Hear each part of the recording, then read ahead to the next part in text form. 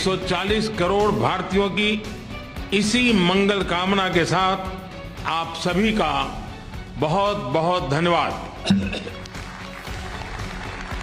G20 के इतिहास का सबसे सफल आयोजन करने के बाद पीएम मोदी के चेहरे पर जो चमक थी, जो संतोष के भाव थे, जो गर्व की अनुभूति थी, उसके पीछे वर्षों की मेहनत, पूरी टीम की सटीक प्लानिंग, जबरदस्त कूटनीति, पीएम मोदी की केमिस्ट्री और बेजोड़ मेजबानी।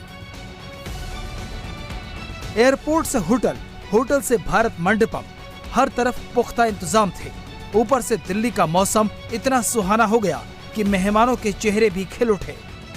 इसलिए पीएम मोदी आयोजन के पीछे पसीना बहाने वालों को धन्यवाद कहना नहीं भूले। शिखर सम्मेलन के बाद पीएम मोदी खुद भारत मंडपम की सैर पर निकले। पीएम मोदी सबसे पहले क्राफ्ट मंडप में गए।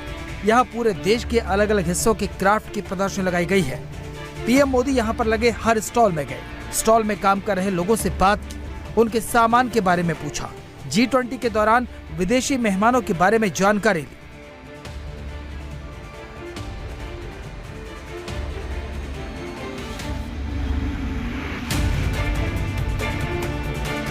इसके बाद पीएम डिजिटल इंडिया पवेलियन गए। इसी पवेलियन ने डिजिटल कैंपेन संभाली। पीएम ने वहां पर हर बारीकी को जाना। पीएम उन लोगों के पास भी पहुंचे जिन्होंने समिट के दौरान सफाई का जिम्मा संभाला था, जिन्होंने सारे काम संभाले, सफल आयोजन की कोशिश की। पीएम मोदी ने उनसे मुलाकात की और मुलाकात के दौरान प्रधानमंत्री मोदी ने उनकी हौसला अफजाई की। पीएम मोदी इस मुलाकात के दौरान काफी खुश दिखाई दिए। पीएम मोदी मीडिया पवेलियन भी गए, हाथ हिलाया, सभी को धन्यवाद दिया।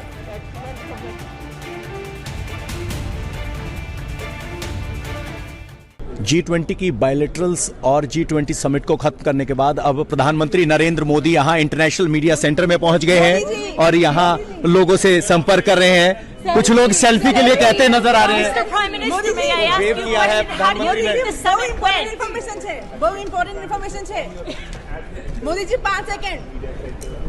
तो प्रधानमंत्री नरेंद्र मोदी यहां से गुजरे, हाथ हिलाते हुए सबको वेव किया।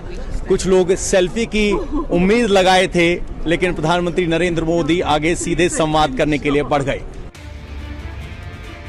और अब उस भारत मंडपम को देखिए, जहां दुनिया के कई राष्ट्राध्यक्ष G20 समिट में मिले, कई बड़े बड़े फैसले लिए।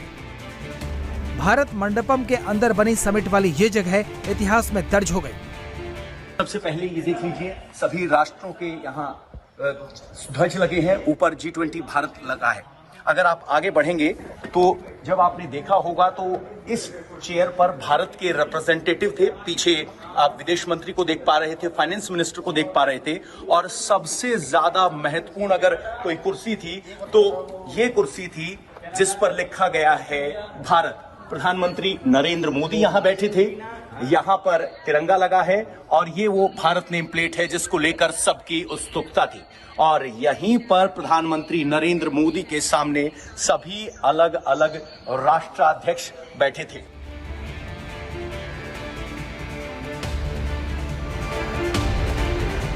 सम्मेलन कितना कामयाब रहा, ये सवाल इंडिया टीवी संवाददाता पवन नायरा ने भारत में अमेरिका के राजदूत एरिक गारसेटी से पूछा, तो उनका जवाब सुनिए।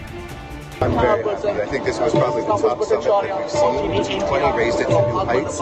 And as we say, you know, the old Hindi expression, alag desh, alag desh, alag hridayaj. I think we actually showed that we are the same. Other countries and one world. That was the theme of this. That was the delivery. And I want to thank President Biden for coming up and his closeness with Prime Minister Modi. Without either one of them, this declaration wouldn't have happened. But their friendship made it happen. Are you happy with the outcome of this G20 and how you rate as a host? We're very happy with the outcome. We're happy that, first of all, there was unity.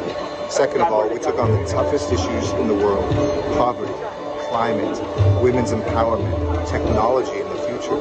And then third, we didn't sacrifice our values. I hope that all countries heard loud and clear that the unanimity around borders matter, sovereignties matter, and rules matter. Whether it's here in India on the border or in other places, we will continue to stand up for the people of all nations.